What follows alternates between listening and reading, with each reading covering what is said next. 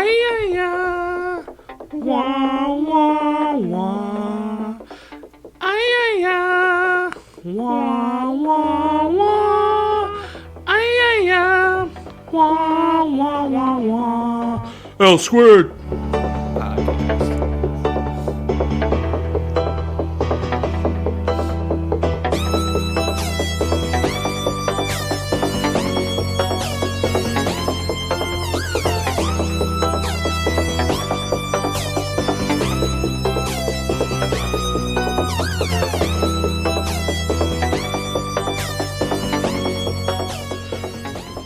What's going on, you loyal listeners?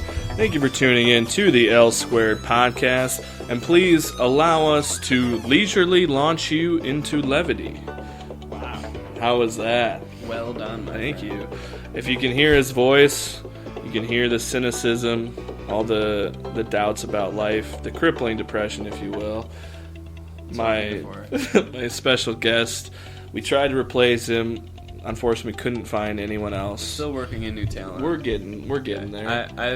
I'm very comfortable with easing someone into my role great. as reoccurring guest. Me too. Only Glad we're there. as Only a guest. occurring. Yep. Yeah. Maybe someday we'll get a co-host, but I don't want to force it on people. You know. No, take your time. Take your time. Well, if you didn't hear, that was us in the beginning there, the intro, the acapella. Yeah. 4-year honor choir member myself. I don't know about you. Were you an honor choir? Oh yeah. Oh yeah. Did you ever get to All-State? I wasn't ever that good, unfortunately. Absolutely. You fucking asshole. You piece of shit. Every time. I didn't have fair competition. Play for keeps. I had freaking Adam Anderson. I had Adam Anderson and John Nelson. Two very white names, if you will. But they always beat me because there were only 2 spots. And Adam fucking got offered a scholarship to a college because of his voice. Wow. So, that's the competition I was against. I was just the best. Right. I was just the best. That's a good argument. That's true. But like I was saying, yeah, the acapella, it's obviously the good, the bad, and the ugly theme from The Good, the Bad, and the Ugly. I don't know the name of it. I'm sure it has a name. I'm blanking on it. Yeah. Do you really know the name? I probably do. Oh, wow. You give me I don't have any idea. Yeah. We could look it up, but we're not going to. No, absolutely not. Yeah, that's a great score. We've talked about that before. That's It's like El Trio something, something, something. the 3 Yeah. for all you non-Spanish speaking listeners out there. That's probably not even close, but I can El see the Trio. track in my head. I just can't really. Yeah, I know the Ecstasy of Gold. That's like one of my favorite songs from there. Yeah. That people overuse for commercials especially is annoying. Right. But Talk some westerns today? yeah, that was the basic idea. Talk a Yeah. little westerns, get into it a little bit, because the other night I was having a movie night by myself because I'm a loser. You know, that's just how it is. The loyal listeners know that. I'm a lovable loser. Look at all these L's. Hey. I'm pretty good. Alliteration. That wasn't good. That wasn't. Okay. Well, yeah. So, I was watching a few movies, and I texted you for a recommendation. You said Hell or High Water. And it was one that I was meaning to see. It came to our town for a very short amount of time. And unfortunately, I just didn't get to see it. And I wanted to, and it has all this, it got a lot of hype in the community just saying how good it was. And I don't know these directors. I think this was their first movie, wasn't it? Yeah. Or was there one director? I don't know. It was so well made. It was incredible, I thought. I thought it was really interesting that it didn't get a wider release. Yeah, it totally has wide appeal, for sure. Yeah, I mean, Chris Pine can pretty much sell anything at this point. Yeah, I think so, too. Star Trek has pretty much enabled him to, do that. I know it's not, a particularly glamorous role. Yeah. But you have that, you have Jeff Bridges, Those 2 names alone. Right. You usually think that would just, that would sell seats, but maybe not. It didn't, and I think it's going to be one of those probably word of mouth movie. It is a word of mouth movie. It is at this point. That's for actually sure. like we've just proven that. Like literally. I told you with my words. That's how I saw it. That is true. So, You said it with your words. I heard it out of your mouth. Yeah. The words that you said, and I watched it. so yeah, what'd you think of this movie? I loved it. This is for sure, and like I was alluding to, in the movie community, the review community, it was getting a lot of hype, and that was kind of when it was first coming out, and I wanted to see it. Wasn't able to see it, and people still kind of talk about it, but the hype has kind of gone down on it, and so I was happy to rent it and watch it, and I loved it. I kind of was it.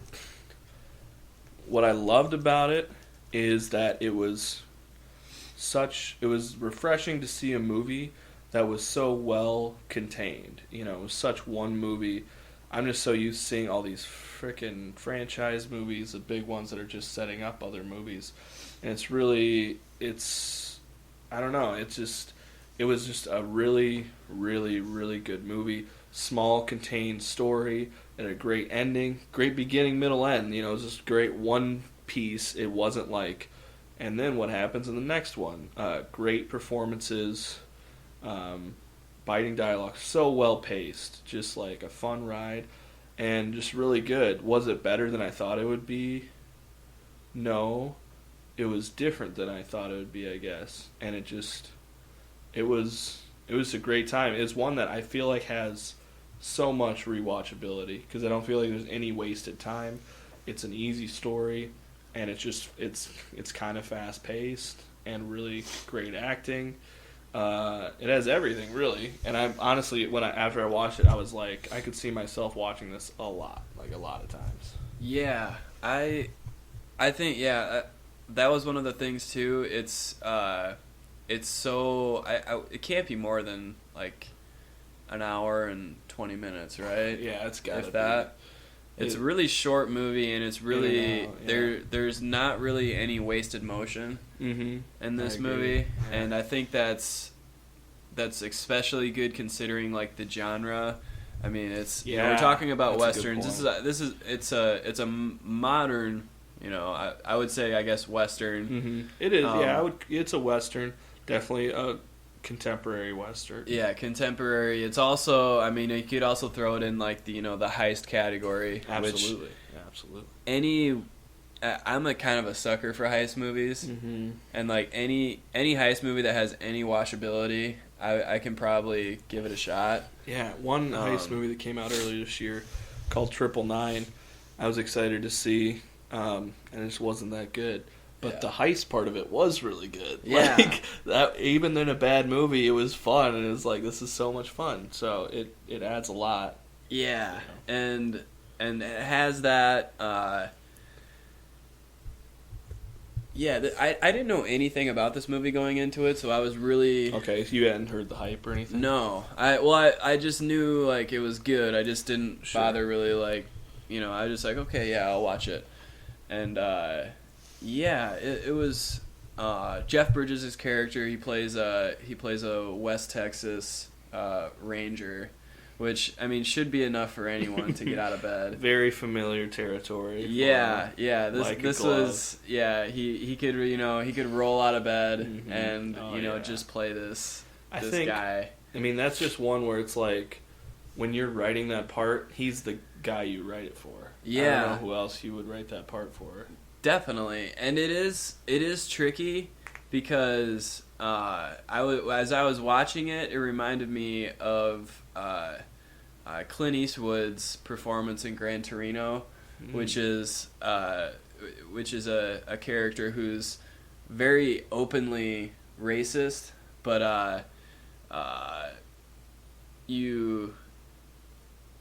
because it's a lovable character, I guess you like sympathize and you almost kind of laugh along, which is, you're skating on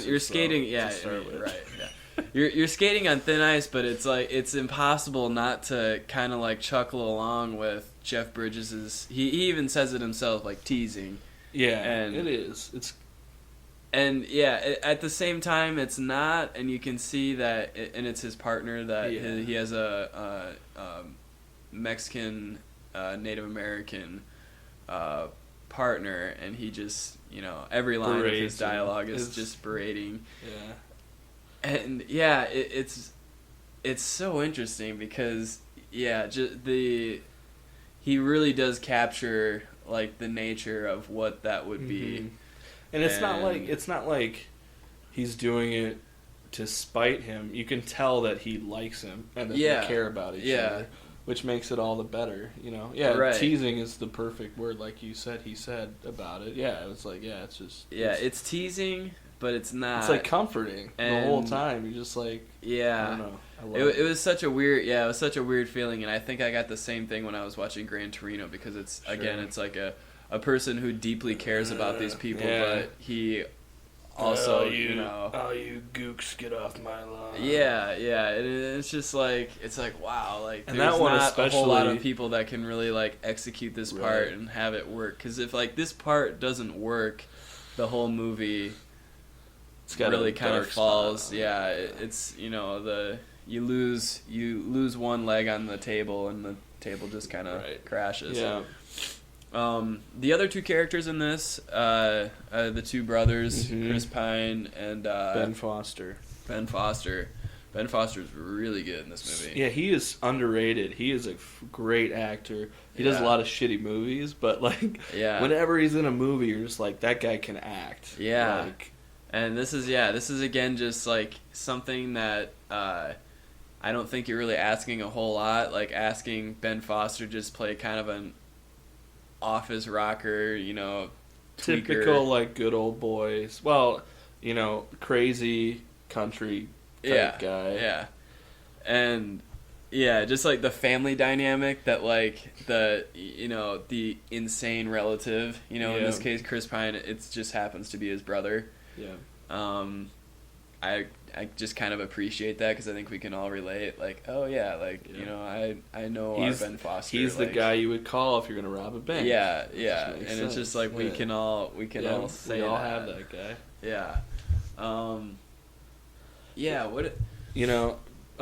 Ben.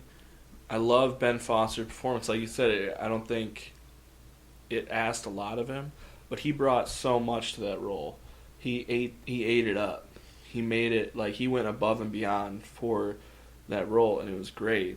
And Chris Pine, I was really impressed with. He really gave a very subtle, great performance, and he's a guy that, reminded me of myself in a way, and I was like, I totally relate to that guy. And just how subtly he played it was...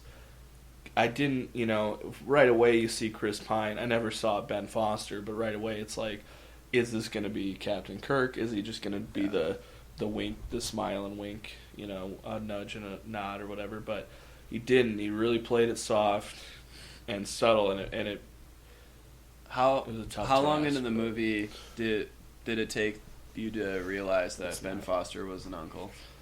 He was an uncle. He was an uncle. Oh, that's right, he It's a great uncle was. movie. I didn't realize it till right now. Yep. Oh my God, Classic. He totally is. Chalk it up. Another great uncle another movie. uncle classic. His uncle hiding in plain sight. Wow. Yep. We gotta. Ever since the pod, like, I go through every movie I watch, I look for uncles. Man, that makes it that much better. We gotta. Yep.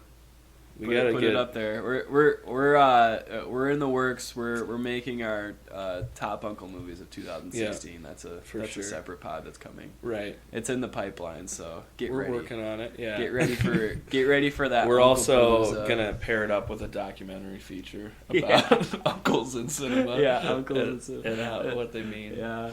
Yeah, that lobsters in cinema. Yep. I'm glad you got that. We got to get Uncle Chuck back to... Yep, our resident uncle expert. He was quick to point out when we watched that Ben Foster is indeed an uncle. So ignorant. And it's just, it's like the Illuminati. It's like hiding in plain everywhere. sight, Yeah. And Eyes it's Wide just... Shut. Should we talk about that movie? No, No. Not a Western. Yeah, not a Western. But I like what you said about this genre. This one being tightly compact, short, paced really well, fast moving, but doesn't cut corners. Really good character development. There's just no waste on this movie. It's just in and out, great all the way through. In a genre where it traditionally very wasteful, very long movies that are drawn out in slow burns, which if they're done well are great and fun. But there are a lot that you're like, wow, this is a really long movie. It's really drawn out. A lot of this stuff is pointless, doesn't lead to anything. Right. But this is not like that. But I definitely agree with you. I think this is a good one this would be like a good entry point into Westerns like this. 3:10 to Yuma is a great. I love also Ben Foster. Yep. Love that movie. It's a similar feeling to me. Yeah, I think we're at a point too where it might be even more of a rarity, I would say. I always think of it kind of the same way as I think of like horror genre. Like there's more horror movies that come out to theaters and that make it to theaters, but there's usually only like one or two that are worth watching every year. Sure. And it might be even less for Westerns. Yeah. Like maybe one. This year for horror movies been good. For Westerns, it's been okay, I guess. With this one, yeah, Magnificent Seven I liked it. It was good. I didn't see it. It was, I had no desire to see it. Yeah, I know.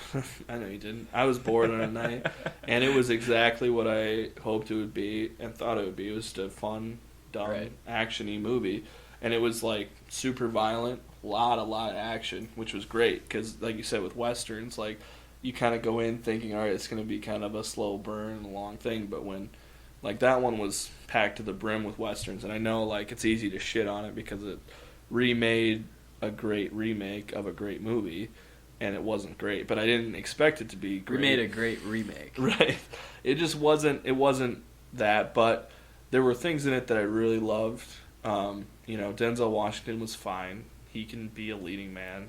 Like that's just what he does. He was fine, but and Chris Pratt was whatever. He was Chris Pratt. And fine, but like I really attached to Ethan Hawke's character a lot in that movie. He's my boy. He's your boy too. We love Ethan Hawke. Love me some Ethan Hawke. And just him, the choices he made, and just the little character he had. I was like, I love it. That made above everything else. That made the movie for me. Was just his little bit was like that's really great in this overall really big action-y movie, that there's like that little tidbit made it better. Everything else was fine. There wasn't any glaring bad things about it. It was just kind of paint by numbers, but a lot of action, a lot of fighting, whatever. This is a much better movie. Hell or High Water. Yeah. Hell or High Water in theaters near you. We'll throw it back. We're on AM radio. Yeah. All right, we got Jordan Nice's here. It's 1:09 in the afternoon. Yeah. Talking Hell or High Water. Go. Yeah. Outside of the performances, which I thought were really good, I thought there was actually like a kind of an interesting commentary here as far as like I obviously I'm not like familiar with the South, but kind of we are not Southerners. If you can, we are not. We are not. But the idea of like poverty and the kind of the generational poverty that this kind of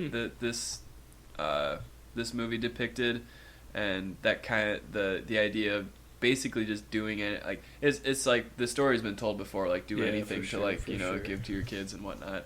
I thought it was really interesting. Another one like other thing that kind of reminded me of, which I thought it was hilarious, but in almost every like there's spoiler alert, there's shootouts in this movie. What? Hold on. I got a great thing for that. Say shootouts again. Shootouts. That was like a laser. Yeah, that's not a real gun. Come on. Okay. What about? All right, go ahead. Okay. We're back. and we're back. Shootout. There's a shootout in the movie. You thought it was really funny. Yeah, because the shootouts are not, for the most part, I would say 3 out of the 4 shootouts are civilian shootouts, as in like people just who have guns Yep.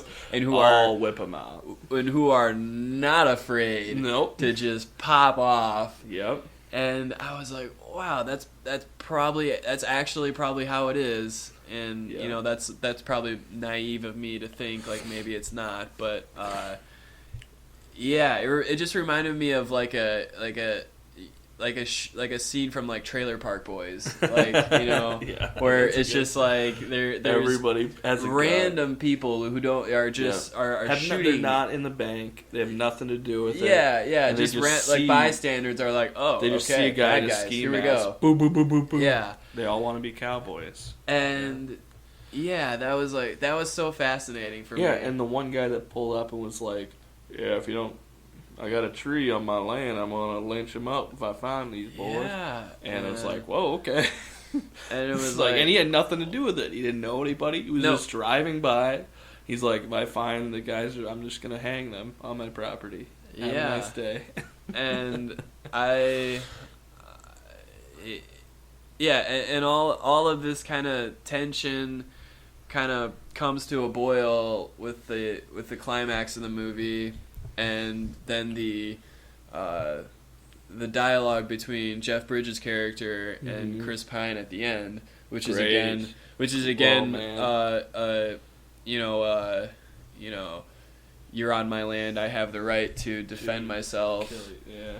And it was really That was a interesting, great like the commentary that I think they were trying to get at, which is subtle, but it definitely stuck with me. Yeah. Just outside of the performances and outside of just like, hey, this is a good heist movie, and it was Right. fun. Yeah. It's Because that there little was stuff something that- else there, and it was getting at something, and I don't know, And I it's like- appreciated it. Yeah, it's definitely a big theme, and themes of family throughout, and you know, and what you do for that. Yeah, there's great little nuggets like that, and sometimes I won't say normally, but sometimes when they divert, sometimes filmmakers can hit you over the head with that kind of stuff, and in this one it didn't at all. It was a really good think piece, and like added to the story is what the story, you know, is about, and it was a really great thing, but like sometimes it can be a little much, and this one didn't. There's also little things like, you know, Jeff Bridges' character, he is coming up on retirement and he's worried about it. Like, he doesn't talk about it, but you can tell he just doesn't want to. He doesn't want to be done. Don't you like fishing? Yeah. Yeah, not enough to do it Every every day. fucking day. Exactly. Yeah, and it's great because he's just, you know, that like that's what he lives for. That's who he Yeah. is, and like there's that great scene in the hotel at night when he walks with that blanket. I was like, Yeah, wow, that that was was- powerful. I didn't really get it, but it just like shirtless Jeff Bridges walking out with this blanket on and just like Yeah, sleeping outside. I've been I there, didn't though. I didn't get it, but I think- that was like definitely a scene. I was like, Yeah. oh wow, this is really good. It hit. I think it just hit me because, you know, he was teasing his partner and whatever else and about God and faith and then his partner was saying to him about retirement, all this, and I just kind of took it as like, I don't know. I just think he was just, I don't know exactly, but I took it as like that was him struggling with the idea of retirement, and one day he's going to be gone from all this, and what's that going to be like? And I've done that before, where you just in your head's up your own ass, and you just walk outside, do something dramatic. I've definitely Yeah. done that before, And but yeah, what a great probably like a survivor's remorse Sure. type thing where I think Jeff Bridges' character would have no problem, going down in a gunfight. Oh, I think that's how he would prefer to go. Right. But yeah, this movie was so. The reason it works as well as it does is just the very subtle details that go into this, like the ancillary characters, the waitress, the older waitress, asking what don't you want. Oh yeah, that was great. What don't you want? Oh, she was. She was. You had a rattlesnake. Yeah, that's what they said. Wow, damn. Yeah, that was. Just little things like that are what are definitely what make this movie, memorable. Yeah, for sure. And that's why I said to watch it. Yeah, that was a good recommendation. Thank you. I know that's all you want. It's the only reason we recorded this was just so I could get it on record thanking you for a movie recommendation. Yep. There's another Western that I've recently seen that is fairly opposite to this movie. Not in that it's bad, but that it's extremely long and drawn out and detail-oriented and barely any action. The Assassination of Jesse James by the coward Robert Ford. Have you seen that movie? Have not. Great one. I'll talk briefly about it. It's like 3 hours. And I'd heard talk of this movie. Not only does it have a long title, it also has a very long runtime. This is Eastwood, right? No, it's Andrew Dickinson. Okay. He later directed Killing Them Softly. Okay. It's a much better movie than that. This is a newer movie. Yeah, 2007 it came out. Brad Pitt, Casey Affleck. Oh, I think I was thinking Josie Wales. Oh, yeah, it could be the outlaw Josie Wales, whatever. Yeah, this is The Assassination of Jesse James by the coward Robert Ford is the full title. And it's this art house movie. It is just remarkable. It is 3 hours. It's very long. And it's just this art piece. Brad Pitt is Jesse James. Casey Affleck is Robert Ford.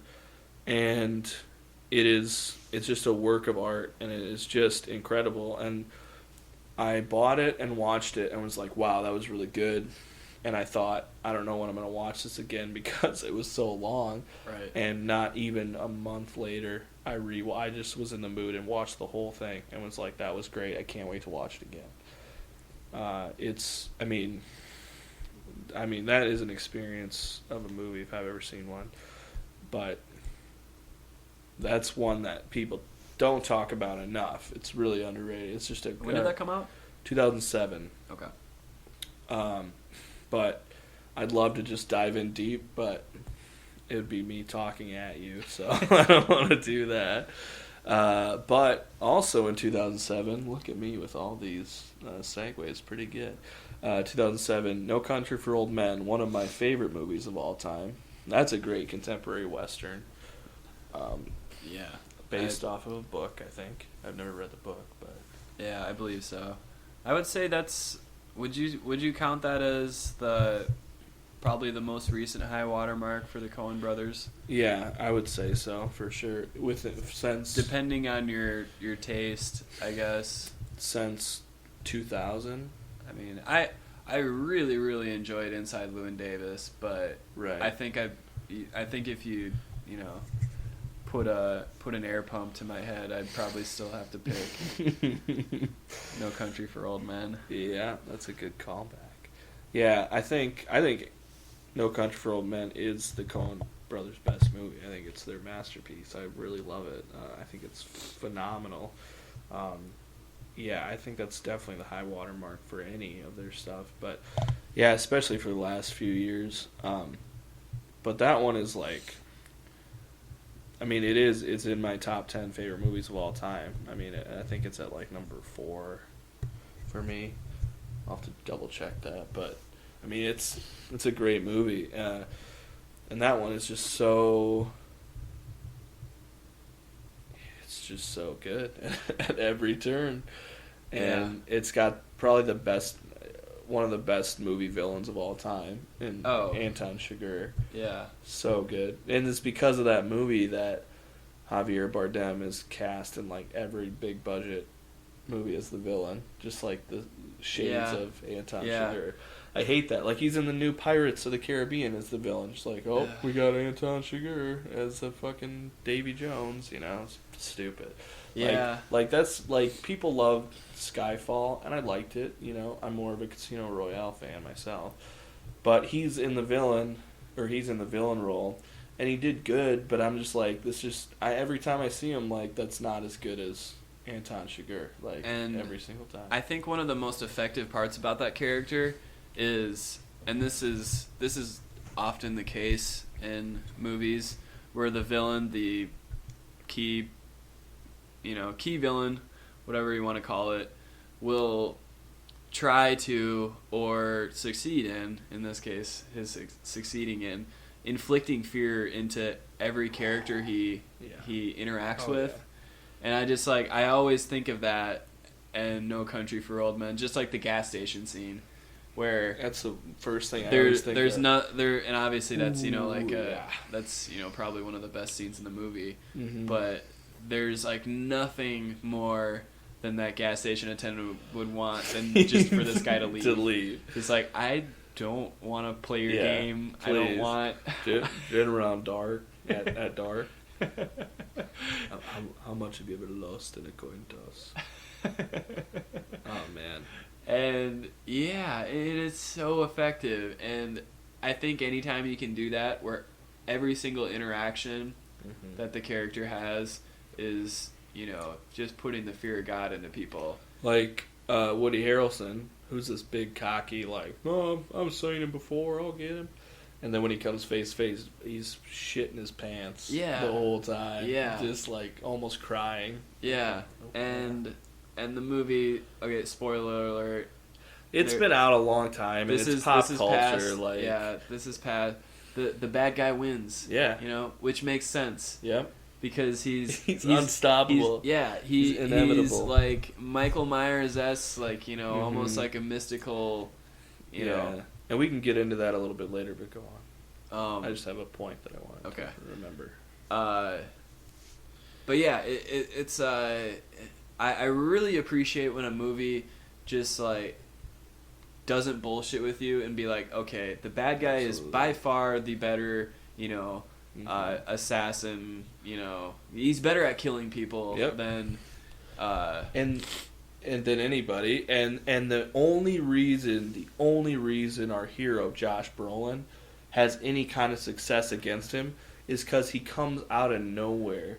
He has no reason to be anywhere near there, and it's just a wild card.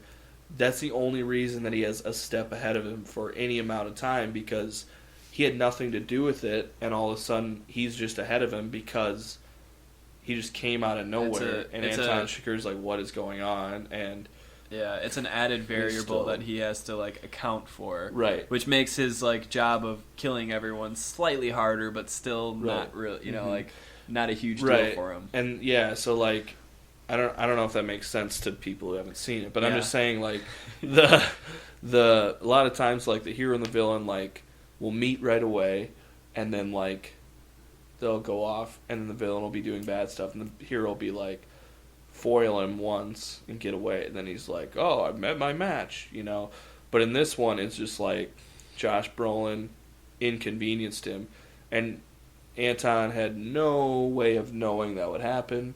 It just came out of nowhere, and then Anton had to clean up the mess. Yeah. And Josh Brolin's just like, it'd be like if you were sitting down and someone, like,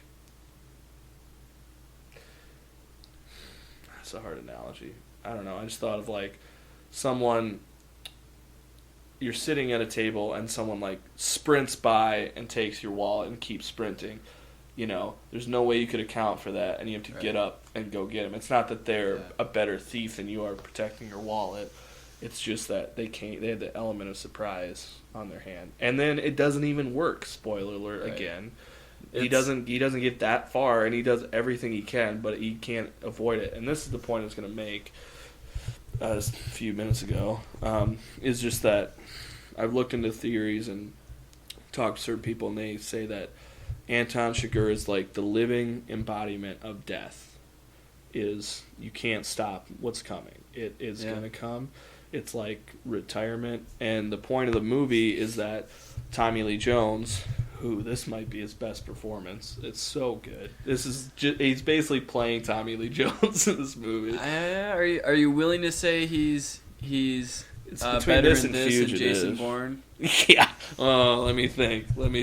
Yeah, I think he might be. I think you can make a strong case for which NSA. Are you asking which one was he NSA, better in, or which one did he look older in? Because Yeah. it's a different answer. Clearly.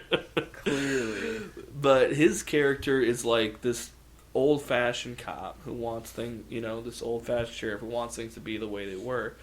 And the point of this is that he found somebody who he doesn't understand and that he can't compete with, and he realized that and retires. And and it's like flirting with death, and like you said, everybody who comes in contact with him wants him to leave, but it's inevitable, and you just can't. He's an unstoppable force. Yeah, it's like ending, and it does. I do. Yeah, I appreciate that. It takes pretty basic, just good and evil tropes and flips them on their head, because often, as the case with many stories, like the good guy is portrayed as the underdog, which creates stakes. Yeah. When they face off with the bad guy, and in this case, just this I very much appreciate that the bad guy is going to win 10 out of 10 Yeah, times. exactly, because the And David and what Goliath happens. story is that he's got a 1 out of 10 chance of winning. David and Goliath is compelling, but what you're saying we've seen is, that so many like times you said, that sometimes are just a realistic take. Like, right. Would So, I be able to? No. It's like, no, I would die. yeah, like what you're saying is, what we're seeing is with the classic David and Goliath story is that that's that 1 time out of 10 that he beats him. What we're seeing is the 9 times out of 10 that Goliath would absolutely trounce them because he's better. Yeah. It just makes sense. And it's not, and it's the first movie that isn't like the whole, like you said, good and evil, Christian, God, devil stuff. It's just, this is what it is. Yeah. And I appreciate it. yeah, and I love the movie because it's like, I love Josh Brolin, and this was like his first role, but this was like, every time I watch it, I would do 1,000% everything Llewellyn did in that movie. Like, every single thing. And I love the adventure, and I love you just doing this for no reason. Like, if I did all that stuff, I would totally go all in and do all of it. Yeah. And I would love to think that I'm like craftsy and knowledgeable and can get through it, but I totally can't. And I just, every time I buy into it, I'm just like, I would do all that same shit, everything. And I love that he's able to like combat Anton a little bit, but isn't able to because Anton's so much better. But it's just, I just love like the element of surprise that he has, and that it's a great film. It's one of the best ever made of all time. Oh man, we could talk a long time about No Country for Old Men, that's for sure. And No Country for Old Men borrowed a little bit from one of probably the best Western of all time, in my opinion, The Good, the Bad, and the Ugly, with the 3 different storylines. Yeah. And The Good, the Bad, and the Ugly, man, what a movie. Yeah. What a movie. The whole trilogy is good. You talked about like a jumping off point for Westerns, and Hell or High Water being a good jumping off point. I would say as just like a jumping off point for like kind of classic Westerns or like the spaghetti Western genre, The Good, the Bad, and the Ugly is probably the place to go, and you can kind of branch off from there. I would agree too. It's one of my favorites. I would say that along with the 3 characters, the good, the bad, the ugly. Like, I mean, you could make a case for there being, the soundtrack being a 4th character. Really underrated. We've talked about that. Whenever whenever you and I have had the arbitrary question of like, what's the greatest soundtrack? We've always said The Good, the Bad, or the score. Yeah. And we've said like, and that was like the first movie that they edited the movie to the music. Like Ennio Morricone had the music, and they edited the movie specifically to fit with the music. And it's incredible. It's genius. It is, yeah. And it fits so well with Sergio Leone's like style of directing. It's one of those things where you don't realize how much it's been parodied until you see it. It's like, oh, I've seen, like the close like facial shot like zooming to like this face to this face to this face, right on the closer, eyes. closer. Mm-hmm. And it's like, oh wow, I've seen this like 100 different times, throughout pop culture and throughout different things. It's one of those like moments where you're watching like an old James Bond film. It's like, oh wow, this is where Austin Powers came from. This is exactly. Austin Powers, like there's nothing original about Austin Powers. Like, who throws a shoe? Honestly. There's from Odd Job. This is this is just like ripped straight from, pretty standard, really. Yeah, pretty standard.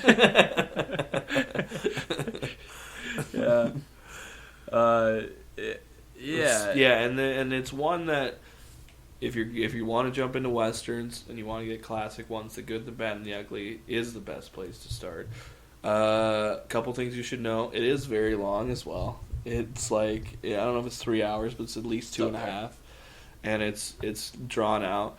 And there are parts in there where you're like there's that whole Civil War part that doesn't really have much to do with the rest of it. We spend a good amount of time there. Yeah. It's okay. I mean, it moves it along, but but that's the art of it. It's a slow burn, and it soaks it up, and it takes its time.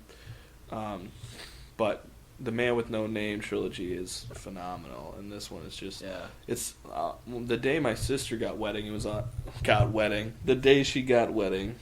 It was a great day. It was a great day. She got married. It was on TV, and I just randomly on like TNT or something.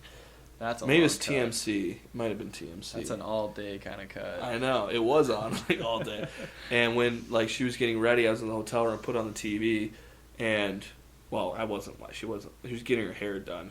Whatever. Doesn't matter. And it was on. I flipped it on, Good, the Bad, and I watched a lot of it, most of it, and I just thought this is a good omen. Hopefully it is. Hopefully you're not the ugly, right? But when we had, for all you loyal listeners out there, we used to run a website together. Yep. Which in the glory days could come back. Yeah, could come back. We'll have to talk to our tech supervisor about that. We'll see. See if we can dig it up from the grave. So I get the itch. Yeah. Get the itch to bring it back. Our logo on there, our mascot was Duco. Yep. Because we both connected with him so much. I don't know what it is. I don't know but either. That character is so good. He's so good. I fucking love Duco. He's the best. And he's the ugly, in case you're wondering, of The Good, the Bad, and the Ugly. Yeah. Blondie. That's the only thing. And I mean, if you want to know what the movie is essentially about, it's about three guys who want to find a lot of money. Yep. They have some gold or whatever. Yep. And they're all after it. And it's 3 different storylines. You got your classic good guy. He's an anti-hero, though. He's not really necessarily all good. Probably the best out of all 3. He is the best out of all 3. Not terribly chivalrous, but no, he's not like your classic good guy, white bread, Boy Scout. Yeah, he's definitely got some darkness there, but he is definitely the best, and you can tell he has a moral center. Duco has no moral center. He is all over the place. Yeah, and he's good and bad at the same time. And then the bad, Lee Van Cleef, great Western actor, is just bad. Sinister. He also has a very strong moral center, just on the other side. Yeah, completely opposite. and is just slime, evil, and Dooku's just dirty. It's grimy. Yeah. Oh man, I don't know. The reason that movie works so well is just the contrast between. I mean, even those like just those three faces, I would say, and you become so accustomed to, the look in their eyes that they all have, and they're just chewing on cigars the whole time. Yeah. It's like, yeah. Gosh, if I could look even like 30% that cool one time in my life, I would die a happy man. I'm so but jealous. I just don't. So I don't think jealous. that's ever gonna happen. No, unfortunately not. Yeah, no, I can say with confidence, no. Nope. It's Nope. never gonna happen. No, it's like, am I ever gonna dunk a basketball? Nope. No. Unfortunately not. Yeah. Yeah, that is. I mean, I smoke cigars now, probably one every couple months. And we feel cool doing it, but it's like you don't smoke the same cigar for over the course of 6 days. I would be so sick. If I smoke one, I did like not too long ago. I was by myself and I had this one. I was like, I'll just smoke it, but I smoked it way too fast. Like I was out there like puffing the shit out of it, which you really should take your time with them. Because it's pretty thick, but I came back in and I'm stumbling around. I'm like, whoa. I ended up puking. You smoked it about 5 days too fast. Right, exactly. I really should have drawn it out, but you can actually refrain from talking if you always have a cigar in your mouth. That's true. People always wonder why he doesn't talk. Oh, and you gotta light them on your jeans. The match on the jeans is cover up just with the one hand. Yeah. Oh man. Yeah. Oh man, what a great movie. I don't think. Again, okay, so length. If you have troubles with longer movies, if you're kind of a dummy, we'll say. Yeah, but I don't think there's really any. And don't worry about like the number. Like it's the dollar trilogy, but there's really no correlation between the movies. So, no, it's like. The only correlation that Clint Eastwood plays a version of the same character, but it's not this. Name. He just doesn't have a name, so. And they don't need to. Right, because it doesn't matter. Right, it doesn't. Yeah. It would be shitty if he had a name. Yeah. It'd be dumb. So it is. I mean, that's a great fucking movie. What's anything another? Else you want to talk about? Well, back to No Country for Old Men for just a second. One time I had it on, and then I got a phone call. Went upstairs. This is when I lived with a couple dummies, non-enlightened people, if you will. And I came back down, and it was like right after it ended, and the one guy was like, "Great movie, terrible ending." And I was like, "What do you mean?" He's like, "The fucking bad guy got away." It's like the good guy died and the bad guy got away. And I was like, that is the most ringing endorsement I've ever heard for a movie. Yeah. I loved it. Like, that got me excited of how dumb he was. Like, I was like, that makes me feel good that you didn't like it.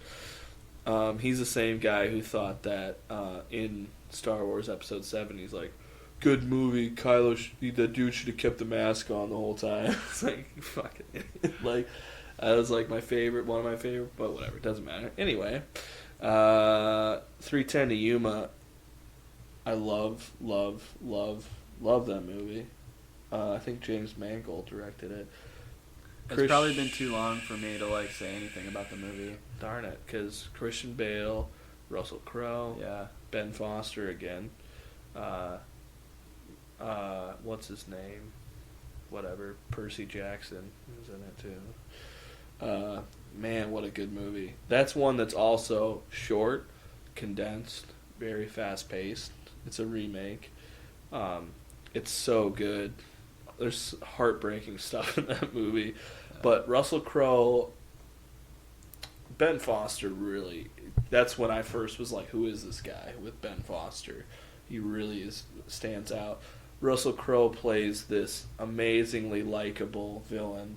You love this guy, and he's dirty, but you love him. And Christian Bale's just is it better than sob Fat story. Russell Crowe? I don't know if it's better than The Nice Guys. The Nice Guys, Fat Russell Crowe. That's a tough one. That's tough. Drinking Yoo-Hoos. Okay, so... Oh, man. Brass Knuckles. I do love Fat Russell Crowe, that's for sure. I mean, it's a toss-up. It's a toss-up.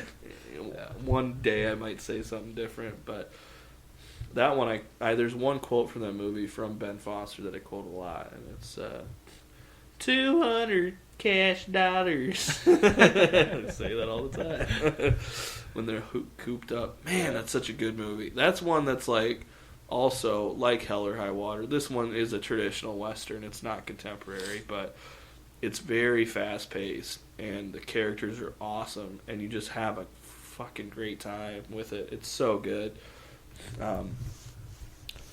Yeah, man, Westerns are good. They've kind of, like, Westerns historically died out in the 80s, for sure, because just, like, the 50s, really the 60s and the 70s were lousy with Westerns. Cinema was basically defined by Westerns. Was, yeah. And because there were plenty great Westerns, a lot of classics. I don't know who you would consider, like, you know, the most sought after actor was basically doing Westerns. That's what you did as a lead. Right. Man. Yeah. Those were the big budget movies. It's not the case those anymore. Those were the ones studios were like, if we want to make a big money movie this year, is going to be a Western. Yeah. And and that's what, Leo DiCaprio would be doing, Oh, yeah. 3 or 4 slates of Westerns. So it's changed, yeah. And I think part of that was just because of burnout. I mean, we had them all the time. And if you look back, there's a lot of really interesting, different kind of Westerns. But, I think it just kind of got to be where it got a little bit formulaic, a little bit generic, and then people just weren't putting interesting things and making them different enough, and then people just got sick of them. You have a few of them, like, thrown in there, like Tombstone in the 80s. That's a fun one. Unforgiven is great. I love Unforgiven. Have you seen that in a while? That one is phenomenal if you want a different kind of Western. But now it feels like they're coming back a little bit more. I feel like now, a little bit, it's not like as big as they were, but I feel like, now it's kind of like if a Western comes out, people put everything, like not big, but just like, this has to be good. Like, we're not going to do a mediocre Western. I'm okay with the number right now. I am too, because it seems like we've gotten good quality, more quality over quantity. 1,000 Ways to Die in the West. That's a great one. The fucking Ted bullshit. I never saw it, thankfully. 1,000,000 Ways to Die in the West. That's what it was. Oh yeah. Seth MacFarlane. Yeah. I already know it's terrible. I haven't seen it, but yeah. Westerns are. They're really great. They hold a special place in my heart. I don't know if it has something to do with should we tell them where we are right now? We're in South Dakota. We'll tell you. As you all know, we ride horse and buggies every day. We don't have electricity or running water. No running water. We fight engines. We don't have money. We use beaver furs. All that stuff. But that is really in our culture, like Wild Bill Hickok and Calamity Jane and all those good, huge, big Western stories. A lot of them happen in South Dakota.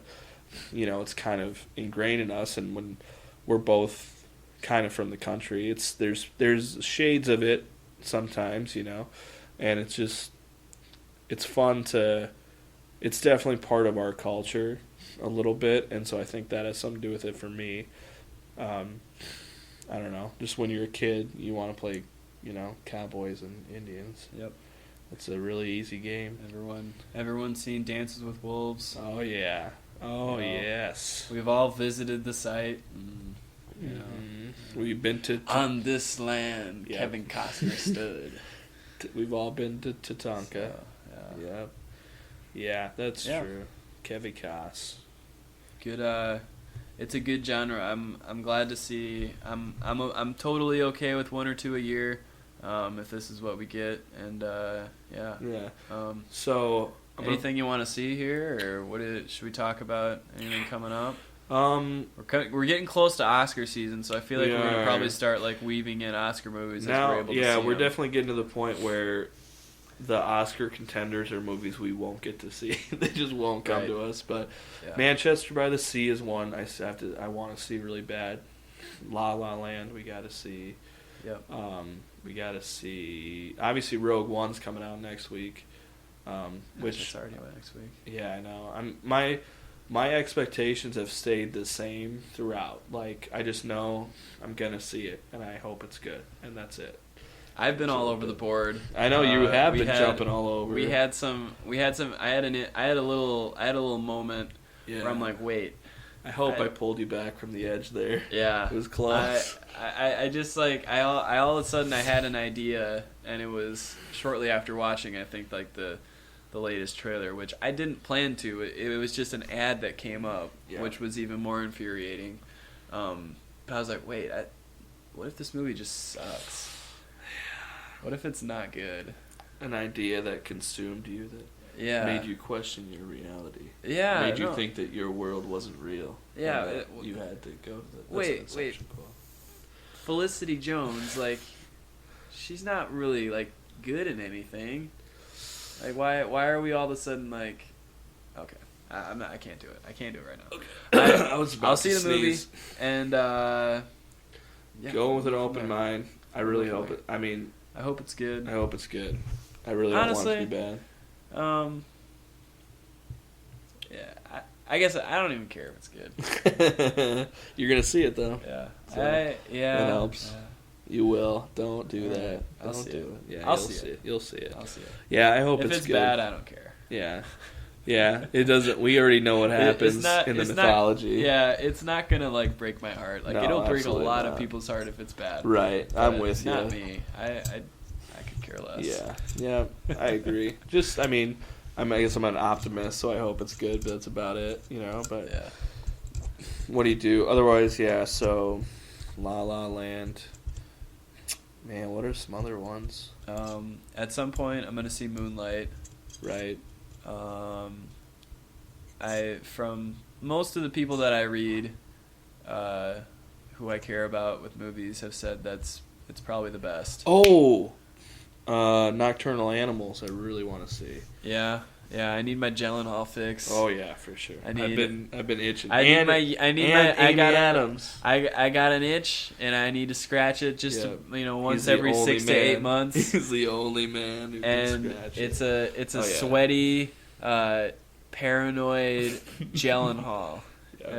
Maggie or Jake. It doesn't even matter. Either of them do it pretty well. And Amy Adams, obviously we're coming off a little Amy Adams high here. Gyllenhaal is my favorite working actor right now by far. He's my number one. I love that guy. He's the best. He just the thing he does is really interesting. Every time. You could argue it's like the same, but I don't think it is. Yeah, he kind of does the same thing in different roles. Like he can be the good guy, he can be the bad guy, he can be the cop, he can be the whatever. Yeah. And it's all, but I agree. And the prep he puts into it is pretty remarkable. Yeah. And he's just, he's phenomenal. Well, I know I asked you this earlier. I'm going to put you on the spot a little bit here, so clench up for that. I mentioned something about a secret question, and I didn't really give you much. Did you have that? Because we can't edit this out. Well, it is a secret. It is a secret since I don't know what the question is. So in that case, yes, you succeeded. Because I said, I mentioned I wouldn't mind doing a segment where we each bring a question. Okay. And that it doesn't have to be about movies. It could be about anything. Okay. And it was literally like, hey, we should just do a spur of the moment thing just to see what they answer. Question. Give me my question. You can think on it. I have a couple of them prepped. And you go with your question first, and I'll have one. Oh, do you? Okay. Yeah. I was thinking of a couple of them, and I wrote them down, and then I left the paper that I wrote at home because I'm an idiot. But one of them was, it's not like a great one, but I thought, and it's a little bit movie centric. I thought we could ease into these type of things. But I have a couple of them. I'll just keep going, but I'll just keep rambling here. Is there a comedian out there that you'd like to make it big? Like, is there some niche comedian you'd like to see, or any comedian really, that just to like have a movie to be like, boom, this is who this is, you know, like the next, not necessarily Kevin Hart, but because there's like I'm kind of a comedy nerd, so I kind of have a couple in my back pocket that I always want to see succeed and do well, and hope for their breaks, and we just haven't had a lot of good. Seems like we've been kind of in a lull for comedic movies lately, you know, like I guess they're called comedies. God, I'm an idiot I am. I'm trying to think of his name. It's like Patel? Yeah. Dave Patel? Is it Dave Patel? He kind of like talks like this. Like, Oh, it's not Dave Patel. It's it's definitely Patel though. Comedian. I can't think of his name. I know what you're saying. Patel.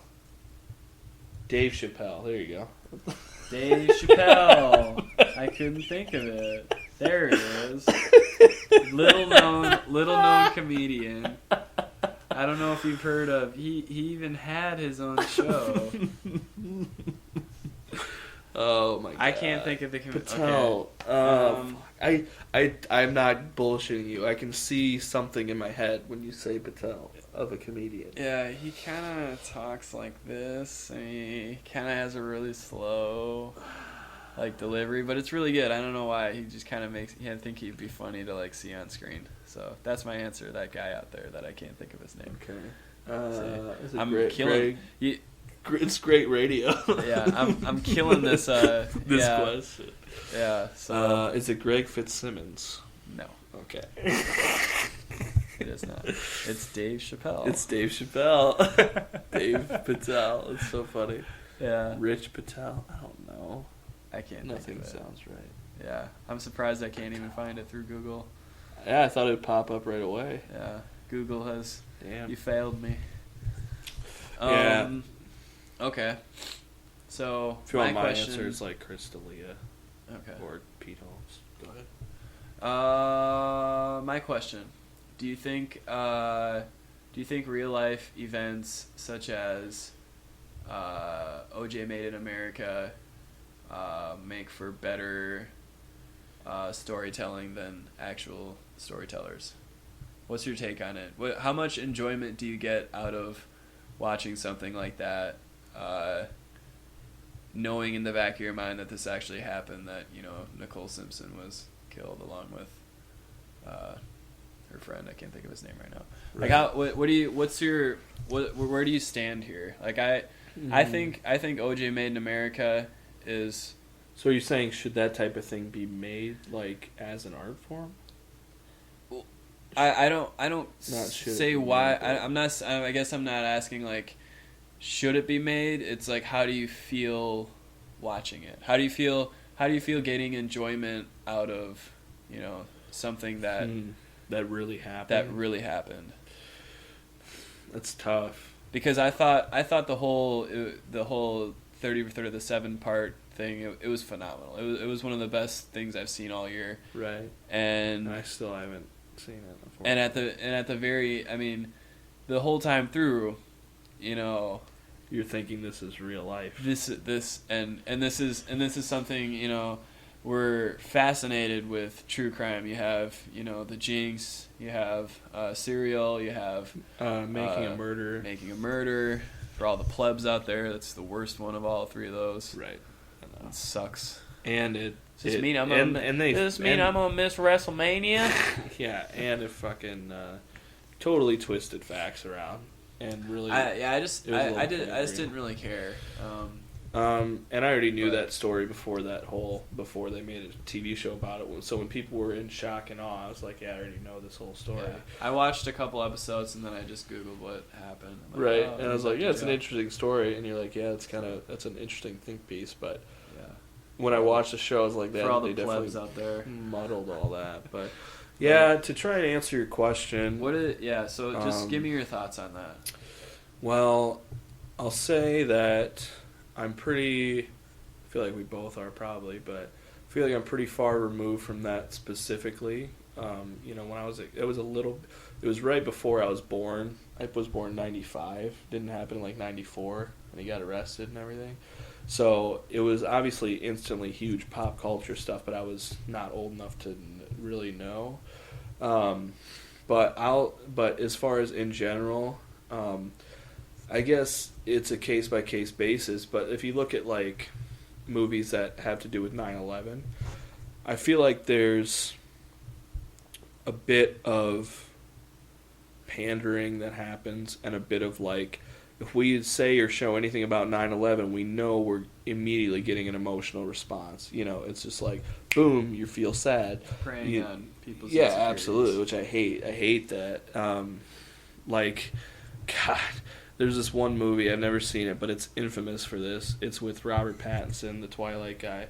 I don't know if it's called, like, The Right One or some bullshit, but it's this really melodramatic, romantic movie, and it's, like, literally, it has nothing to do with anything. And at the end, this guy is on the phone with her or whatever, and it zooms out, and he's in the World Trade Center, and it's gonna get hit by, and it's the end of the movie. It has nothing to do with the whole movie, and they just were like right at the end, just like, boom, fuck you, like, I hate that shit. But a newer example that's actually coming out here soon with our boy Mark Wahlberg is the Boston Marathon bombing.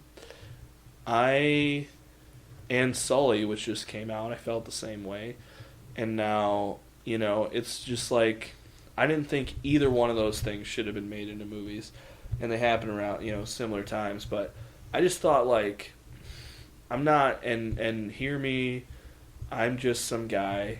I don't have any connection to either of those, to anybody in Boston. I think it was shitty what happened, like, it was terrible, and people got hurt or whatever. Yeah, or whatever. I'm so insensitive. But I just, like... Yeah, it sucked, but I was like, do we really need 2 movies about it? Like, there's 2 of them coming out. It's like, this wasn't like a huge... I really, the whole time was like, this isn't that big of a national tragedy to me. Because, like, yeah, it was a public event, and it was maybe connected to some kind of terrorist, but you still don't really know, and it was just like a garbage can that blew up. And, like, I get it, like, I don't know if I'm being, like, facetious or not, but I just... Something like that, when it happened, I was like, wow, that's really sad. I'm sorry that this happened, But then to, like, put a spotlight on it of, like, it was, like, instantly, we got 2 movies in development about this. We're going to make it seem like this huge thing that crippled the nation. Like, the reason 9/11 has an effect on people, because it was that big. It was that big of a deal and that big of a tragedy. With this, it was kind of like, it's hard to say without sounding like a prick, but... Something like that, or like with Sully, they crashed the plane. To me, it was a non-story, like we talked about. Just like, he landed the plane, okay, cool, like, that's it. That's all that happened. Not a big deal. Yeah. And they got to make this big movie about it. And to me, it's like that type of thing is taking advantage of what actually happened. That's kind of like, we want to make, that feels like... You're turning a tragedy into a form of entertainment. Yeah, and a profit. Because, like, especially, like, because I feel like there was a real need for art to try and help people heal through, like, 9/11, for instance. Like I keep saying. It's like, that was such a big deal that it was like, and it really crippled the whole nation. It was like, we need a form of, like, we need to work through our feelings about this. Whereas this was like, yeah, it sucked, but it was an isolated incident. More like a cash-in. It totally, yeah. So I think it's kind of a case-by-case basis, but there's definitely times like that where I'm like, this does not need to be made into anything, and that it's clearly like, a cash grab.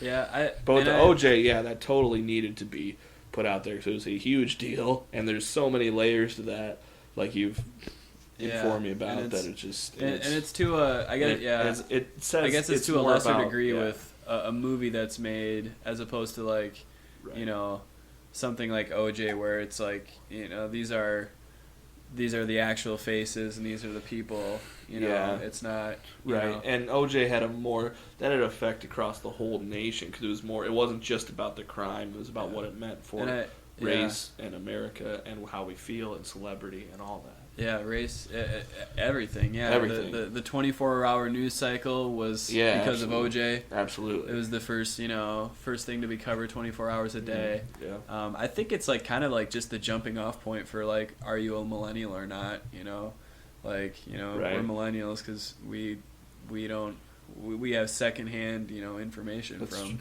sure. OJ. I think that's like a pretty good barometer right there, but. Yeah, I don't know. I get conflicted because I was so enthralled. I watched the FX series as well, which I thought was really good. Is that the one with Don't Tell Me, Cuba Gooding Jr. Yeah. And Ray Liotta. Yeah. No. Not really. John Travolta. Oh shit, my bad. Oh wow, that makes me feel like an idiot. I'm sorry. No, you're good. Yeah, and it was the same thing. It was really good, and I watched like both of those series within like a month's time. Like it was still like the paint wasn't even dry from the FX series, and I was right into OJ Made in America, and I couldn't stop watching it. And I don't know. I get really conflicted because especially when it's so well done, you're especially the documentary giving. Just giving such a human element to everyone in the story, specifically Nicole Brown, because I think she kind of gets a bad rap for all the things that were said about her. That's kind of like, but in the end, she was murdered at her home, and right. Yeah, exactly. I think that's totally underplayed. Makes me think of, I don't know. It makes me feel like a dirty person for like getting so much entertainment value out of something that was very clearly wrong. I would say you're a dirty person either way. Right. Yeah, this is just like the realization. You're finally looking in the mirror. Shit. Who am I? Who am I? That made me think of Monica Lewinsky. I don't know why. Just because, like, I feel like she gets a really bad rap. But it's like she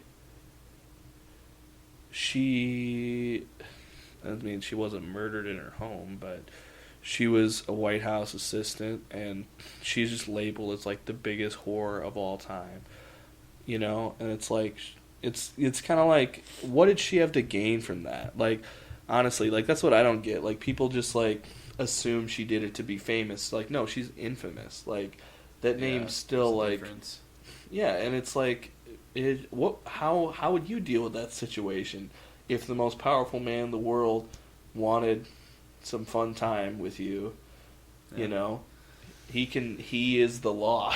Like, and he's it's a touchy subject, but and it hasn't really been covered in movies or whatever, like your question was, but it just made me think of that. Like, I don't know. I struggle with that because I think for the most part my true crime, I'm kind of over it. As a counter to what we were saying with like Hotel Rwanda, the movie, when that came out, that was like a tragedy that people didn't remember, didn't think about. It was just like brushed under the rug and nobody gave a shit. And they make this movie and shed a lot of light on it. And I just thought of that, and that's kind of like the opposite of what you're saying. Right. Like, that was like to bring awareness about, because it was still happening. It's still happening now, that type of thing. But it was like, that was a tragedy that. Yeah. But then you look at like the Holocaust and World War II.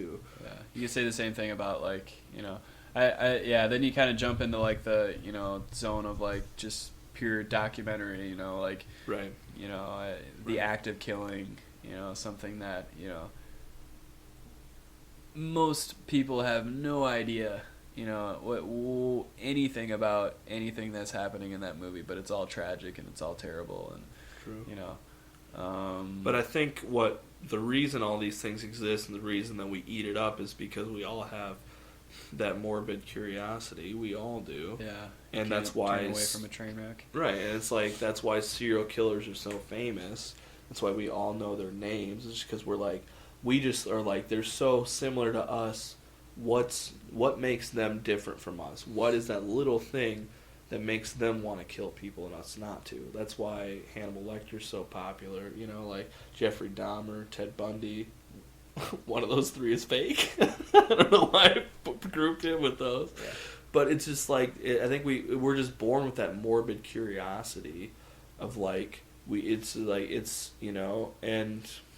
yeah, I don't know if what you're trying to say is that those things shouldn't exist, but I think it could they be. should exist. Yeah. It's just like it's just kind of a question of how you feel about it. Sure. Which is, it's not really a yes or no. Right. And yeah, I guess I'm a little all over the place because I definitely am sympathetic towards that for sure. And you're like, and it's easy to be detached, especially in media where you're like, that doesn't happen to me.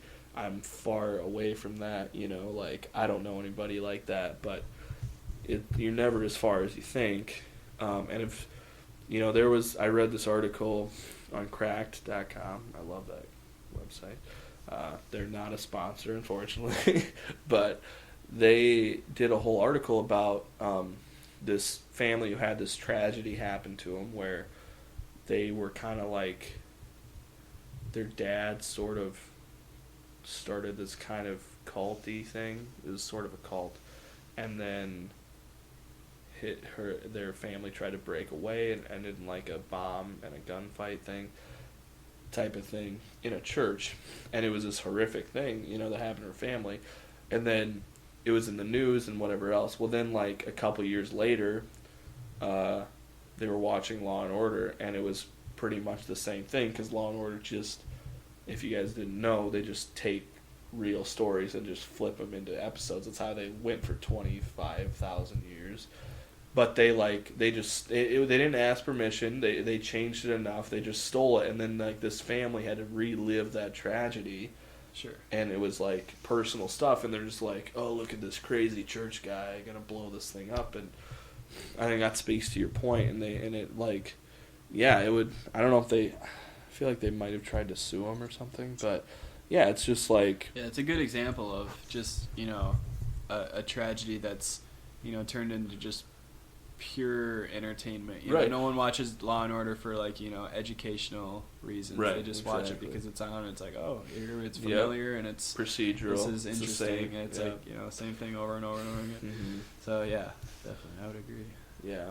So that was a good question. Yeah. That was a really deep one. I don't know. Wrap it up here for that. Yeah, we probably should because I had a couple other ones, but they're a little bit. We'll save them. That was a good one. He had a better question than I did, that's for sure. But, well, yeah, that was us leisurely launching you into levity. I totally came up with that. I actually did, but I haven't used it yet. That was the first time I used it. You can find me on Twitter at LukeLarson89. Check me out. You can find this podcast on Facebook at L2 Podcast. Also on Twitter at L2 Podcast. We're also on SoundCloud if you're listening there. YouTube, Luke Larson. Hit us up. Do you want to stay in the dark? Do you want to be found? You can find me somewhere on the internet. Somewhere. He's out there. Well, thanks for joining me today, guys. And we'll see you in the next one.